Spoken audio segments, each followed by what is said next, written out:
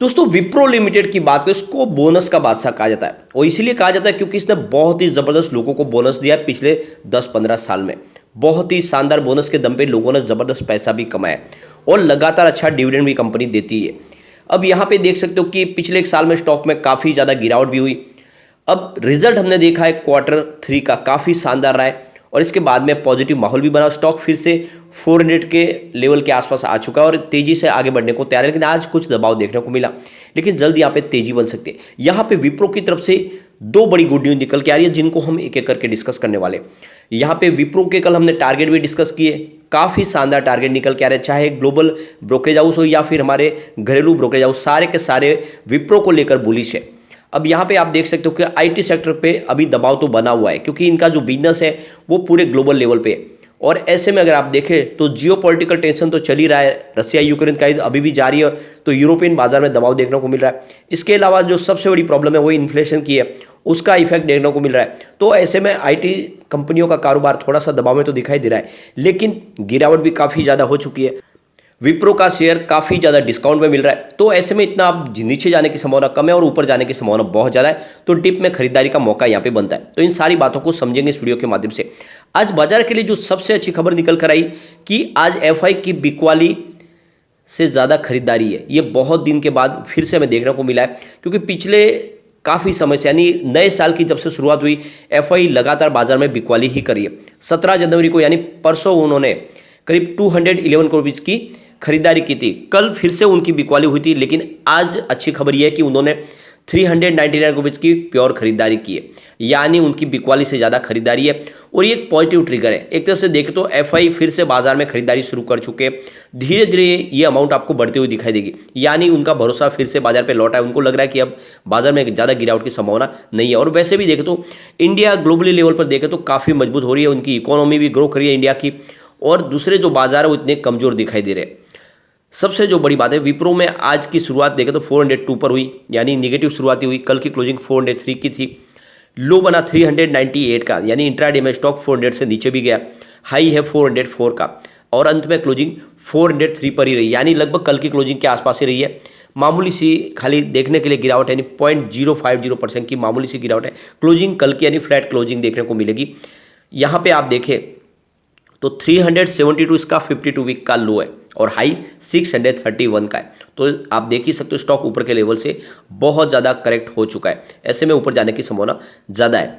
Result को देखें तो इस बार काफ़ी अच्छा रिजल्ट देखने को मिला। एक बड़ी गुड न्यूज निकल के आ रही है। विप्रो जो आईटी का दिग्गज खिलाड़ी कहा जाता है, लेकिन इसके अलग बिजनेस और भी है, जैसे कि इनका हेल्थ केयर बिजनेस है जिसमें बहुत सारी लाइफ सेविंग मशीनरीज बनती है। इसके अलावा इनका लाइटिंग डिवीजन भी है। तो यहाँ पे अब इनका विप्रो का जी हेल्थ केयर जो सिस्टम है उसके लिए अगर आप देखें तो इनके नए एमडी की अपॉइंटमेंट हुई है साउथ ईस्ट एशिया के लिए।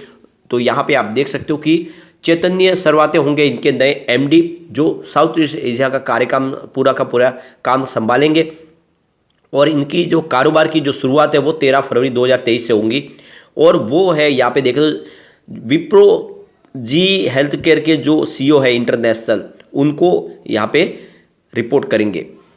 तो इससे पहले हमने देखा है कि पूरे विश्व के अंदर जो आईटी के इनके लीडर थे उनकी टीम को भी बदला गया है। अब यहाँ पे इनके हेल्थ केयर के बिजनेस में भी टीम के लिए नए एक मजबूत खिलाड़ी को लाया।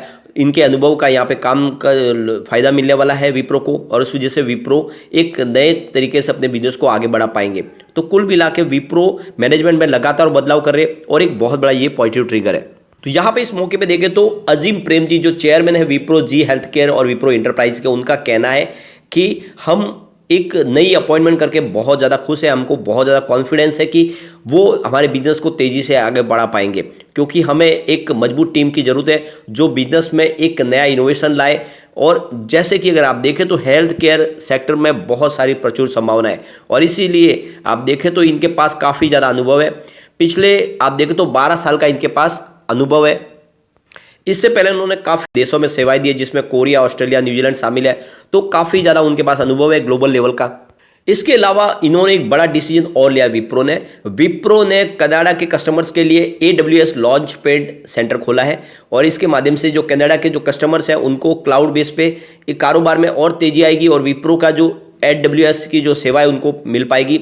तो उनका जो बिजनेस है, यहाँ के वहाँ के जितने भी जो वहाँ के आगे कॉरपोरेट हाउस है और जो विप्रो की सेवाएं लेते हैं, उनके लिए एक नया अनुभव होने वाला है। तो जिससे विप्रो लगातार एक नया इनोवेशन कर रहे हैं, नई टेक्नोलॉजी को ईजाद कर रहे हैं, विप्रो का कारोबार हमें बढ़ता हुआ दिखाई देगा। यहाँ पे एक बड़ी गुड न्यूज और निकल के आ रही है।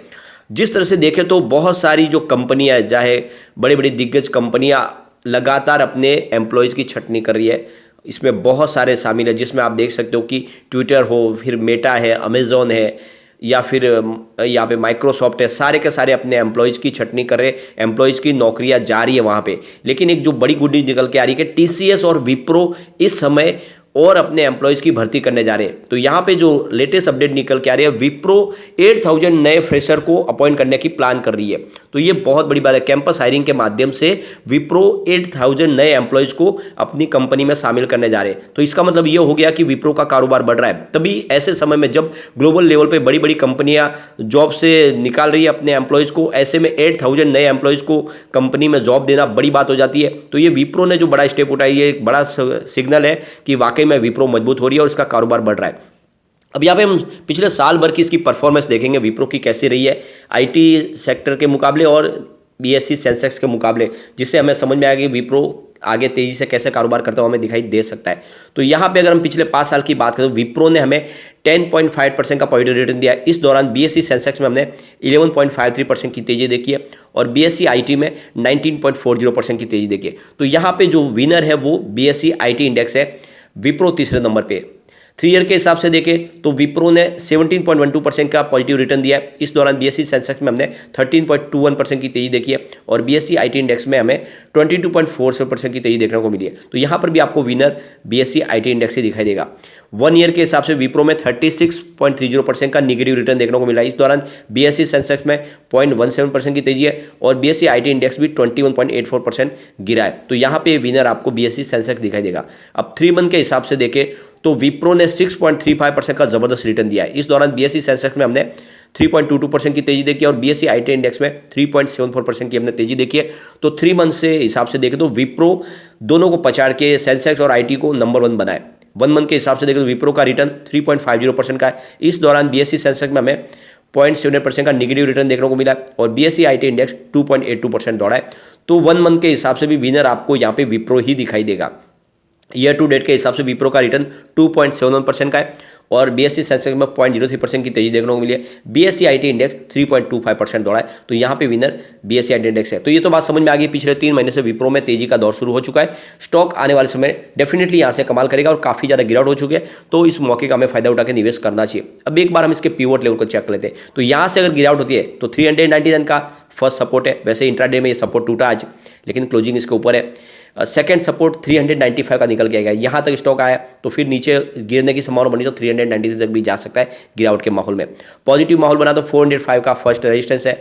इसको पार करते ही स्टॉक आपको 407 तक जाता हुआ दिखाई देगा और वहाँ तक पहुँचेगा फिर 411 तक भी जा सकता है। तो बिल्कुल इन्वेस्टमेंट करना चाहिए। विप्रो काफ़ी अच्छा है। आने वाले समय डेफिनेटली आपको बोनस भी इसमें मिलने की संभावना बनेगी। मुझे लग रहा है Q4 में कंपनी बोनस का अनाउंस कर सकती है और डिविडेंड तो ऑलरेडी इसने दिया है। इस बार पर शेयर 1 रुपीज़ का डिविडेंड भी दिया है। तो इसमें निवेश को करना ही चाहिए आपको। लेकिन फ्रेंड, कोई भी इन्वेस्टमेंट करने से पहले अपने फाइनेंशियल एडवाइजर के बारे में ले ले या अपना खुद का रिसर्च करें, क्योंकि मैंने वीडियो आपके एजुकेशनल पर्पज के लिए ही बनाया। वीडियो पसंद आए तो लाइक शेयर जरूर कीजिए और चैनल को सब्सक्राइब कर दीजिए। Thank you friend.